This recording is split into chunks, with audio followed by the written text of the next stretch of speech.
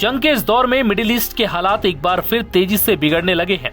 दरअसल अब इजराइल ने गाजा पर पूरी तरह से कब्जे की तैयारी कर ली है। इजराइल की सुरक्षा कैबिनेट ने प्रधानमंत्री बेंजामिन नेतन्याहू की गाजा शहर पर सैन्य नियंत्रण लेने की योजना को मंजूरी भी दे दी, लेकिन नेतन्याहू के सपने पर एक बड़े ताकतवर मुस्लिम देश ने पानी फेरने की कसम खा ली है।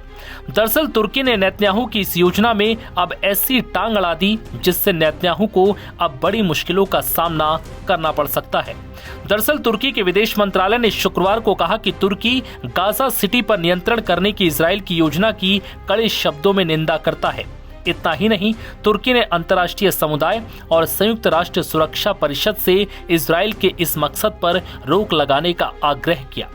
मीडिया रिपोर्ट्स के मुताबिक तुर्की के विदेश मंत्रालय ने कहा, इजराइल को अपनी युद्ध योजनाओं को तुरंत रोकना चाहिए और गाजा में युद्ध विराम पर सहमत होना चाहिए। तुर्की ने यह भी कहा कि इजराइल को द्विराज्य समाधान के लिए बातचीत शुरू करनी चाहिए। मंत्रालय ने कहा कि इजराइल द्वारा गाजा पट्टी में नरसंहार और फिलिस्तीनी भूमि पर कब्जे के कदम ने वैश्विक सुरक्षा को भारी झटका दिया है।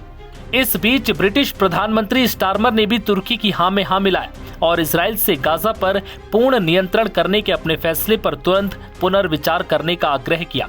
ब्रिटिश प्रधानमंत्री ने कहा कि ब्रिटेन दो राज्य समाधान के तहत शांति स्थापना चाहता है। ऑस्ट्रेलिया ने भी इजराइल से अपनी इस योजना से पीछे हटने का आग्रह किया। ऑस्ट्रेलियाई विदेश मंत्री पेनी वोंग ने कहा कि स्थायी रूप से जबरन विस्थापन अंतर्राष्ट्रीय कानून का उल्लंघन है। उधर संयुक्त राष्ट्र में रूस के राजदूत दिमित्री पोलियान्स्की ने नेतन्याहू की इस योजना को बिल्कुल गलत दिशा में उठाया गया और एक बहुत बुरा कदम बताया है। मॉस्को ने भी गाजा में इजराइल की कार्रवाइयों की बार बार आलोचना की और युद्ध शुरू होने के बाद से ही युद्ध विराम का आह्वान किया। इजराइल के अंदर भी नेतन्याहू के इस प्लान का विरोध हो रहा है।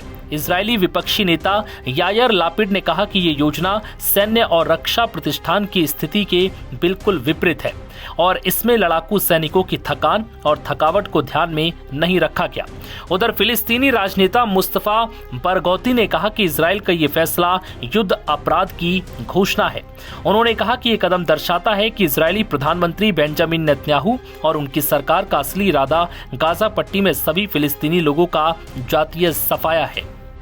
गाजा शहर पर नियंत्रण करने का विवादास्पद निर्णय ऐसे समय में लिया गया जब पूरे इजराइल में बड़े पैमाने पर सरकार विरोधी प्रदर्शन हो रहे हैं, जिनमें युद्ध को तत्काल समाप्त करने और हमास द्वारा बंधक बनाए गए लोगों की तत्काल वापसी सुनिश्चित करने की मांग की जा रही है।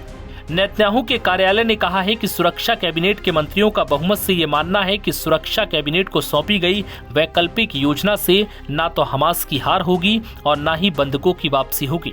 ये मंजूरी उस 5 सूत्री लक्ष्य के तहत की गई जिसका मुख्य उद्देश्य हमास को निरस्त करना है। इस निर्णय ने इस क्षेत्र में लगभग 2 साल से जारी युद्ध के और तीव्र होने की आशंका पैदा कर दी है, जिसके बाद ऐसा लग रहा है कि अब मिडिल ईस्ट में हालात एक बार फिर से बिगड़ सकते हैं। नव भारत टाइम्स की रिपोर्ट।